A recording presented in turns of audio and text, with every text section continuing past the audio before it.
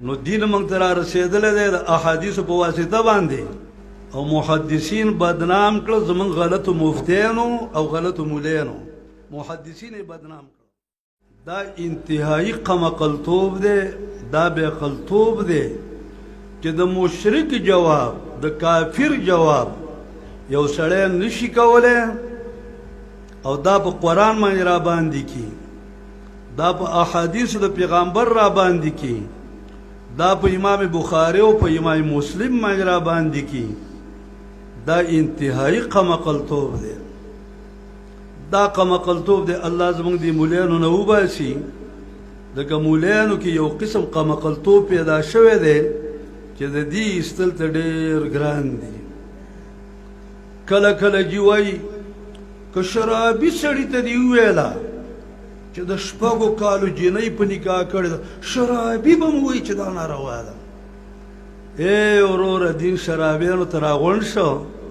که شرابي ویله چې دا دین دی نو دین دی، که شرابي ویله چې دین نه دی نو نه وی. نو هندو اعتراض وکړه، سیک اعتراض وکړه، د سیک د اعتراض نه به جواب کې، د هندو د اعتراض نه به جواب کې. داسې نه چې د هندو او د سیک د وجه نه سړی په امام بخاري باندې را باندې کی، سړی په امام مسلم باندې را باندې کی، سړی د احادیثو په ذخیره باندې را باندې کی. نو دین موږ ته را رسېدلی دی د احادیثو په واسطه باندې، په دغه ذخیرو باندې را رسېدلی دی او محدثین بدنام کړل زموږ غلطو مفتیانو او غلطو مولینو. محدثین یې بدنام کړل.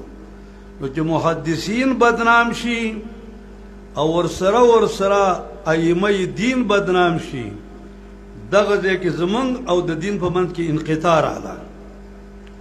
کم دین چې محدثین را نقل کړی دی، کم دین چې ائمه دین را نقل کړی دی، نو زمونږ او د دې دین په منځ کې انقطاع راغله. نو چې انقطاع راغله د دې خلکو لپاره به نوی پیغمبر پکاري. نو نوی پیغمبر به زمونږ د اخیر زمانې د غلط مفتیان یا د ناکاره مولین دا به د نوي پیغمبرانی دوی چې به څه ویله حق به دیني. نه نه، دین دغه نه دی. دین قرآن او حدیث کې دی. په قرآن باندې د ډېرو خلکو اعتراضونه دي. بیا خو به خلک قرآن د منځه ګزار کړي، ځکه په قرآن باندې د مشرکینو اعتراضونه دي. او نبی صلی الله علیه وسلم چې صلح د حدیبیې کوله، د حدیبیې په صلح کې سهیل راغی. نبی صلی الله علیه وسلم ویل هذا ما قضا محمد رسول الله، دا غڅ دی فیصله محمد علیه السلام کړی ده. سهیل ورته امحو رسول الله، دا رسول الله وران کا. داسې مه وایه چې دا فیصله محمد رسول الله کړې ده.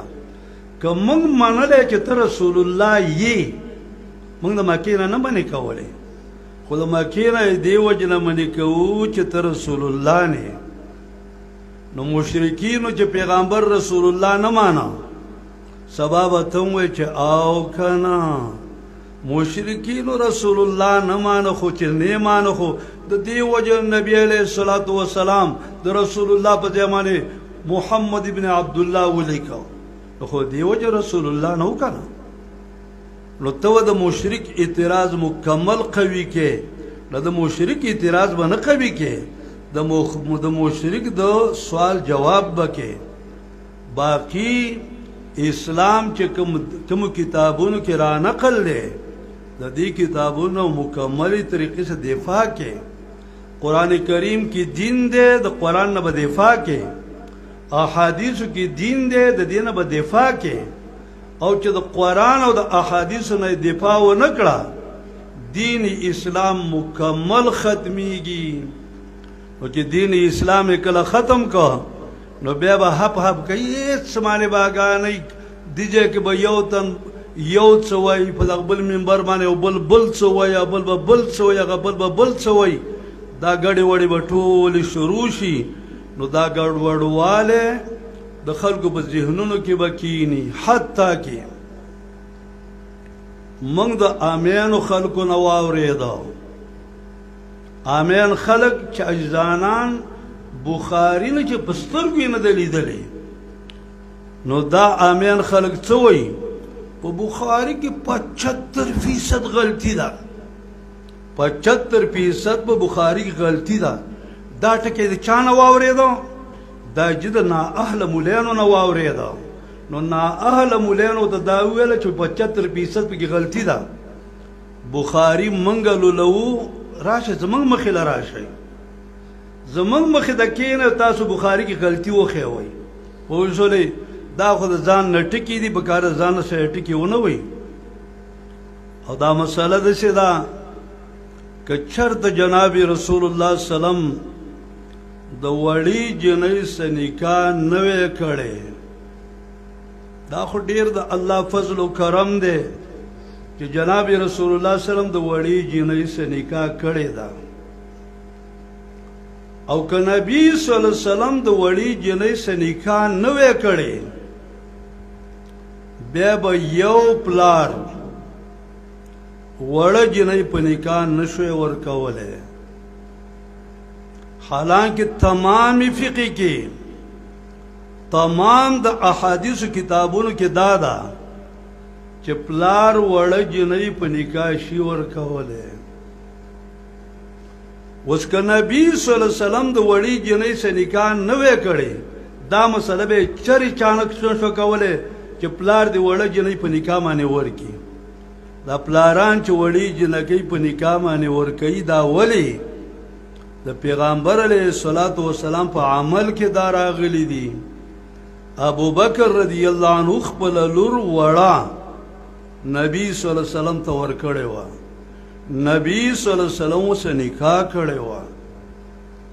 اوس که نبی صلی الله علیه وسلم د وړې جنۍ سره نکاح نه وی کړی، دا قانون د فقه، دا قانون د احادیثو سره چا ثابتولی نه شو چې وړه جنۍ د کنه پلار په نکاح باندې ورکړي. وړه جنۍ پلار په نکاح باندې ورکړه، بلوغ ته ورسېدله، که د پلار نکاح خوښه وه، جنۍ به په دې نکاح برقرار پاتې کیږي. خو که وی ویله چې دا نکاح مې خوښه نه ده، جنۍ خپله نکاح ماتولی شي.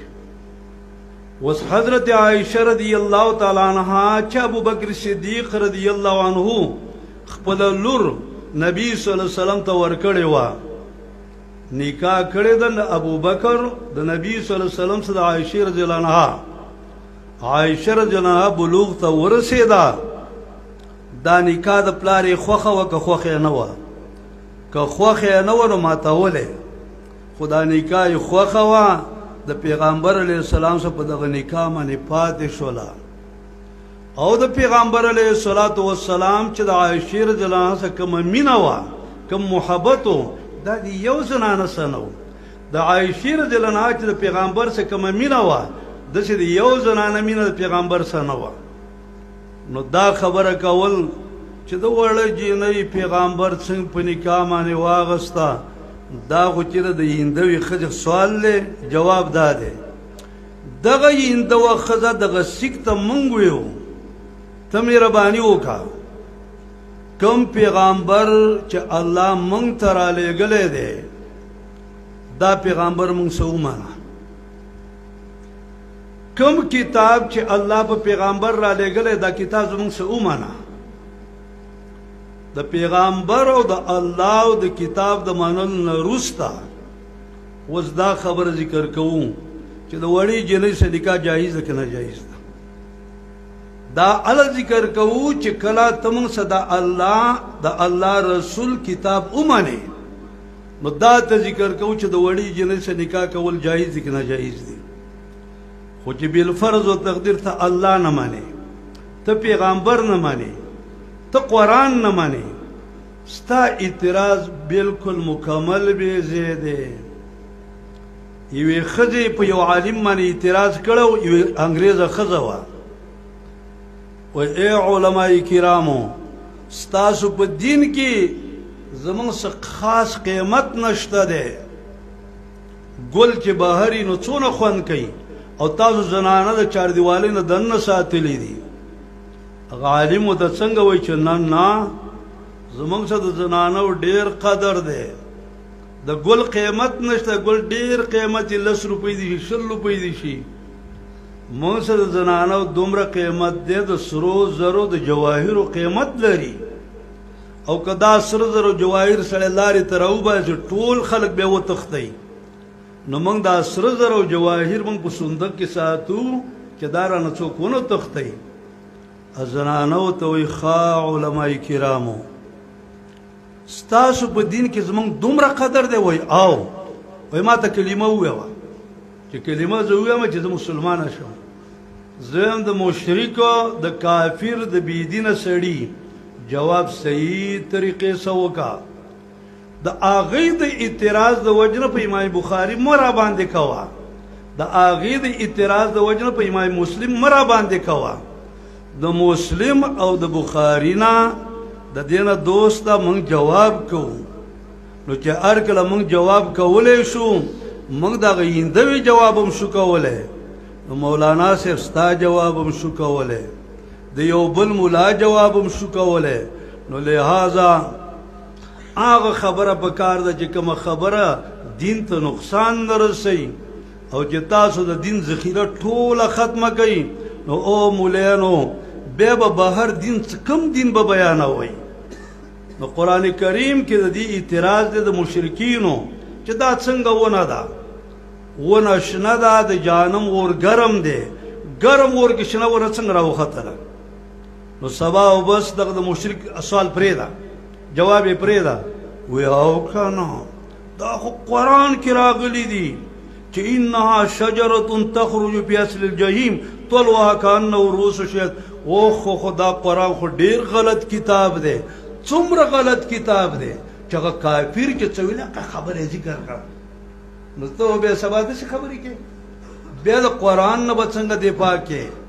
ته چې د احادیثو د پیغمبر نه دفاع نشي کولی، د امام بخاري او د مسلم نه دفاع نشي کولی، والله که سبا د قرآن نه دفاع وکړي، والله که سبا د پیغمبر نه دفاع وکړي، په پیغمبر باندې د مشرکینو بېشماره اعتراضونه دي، په قرآن باندې د کافرانو بېشماره اعتراضونه دي، بیا خو دغه جواب د سره کولی نه شي.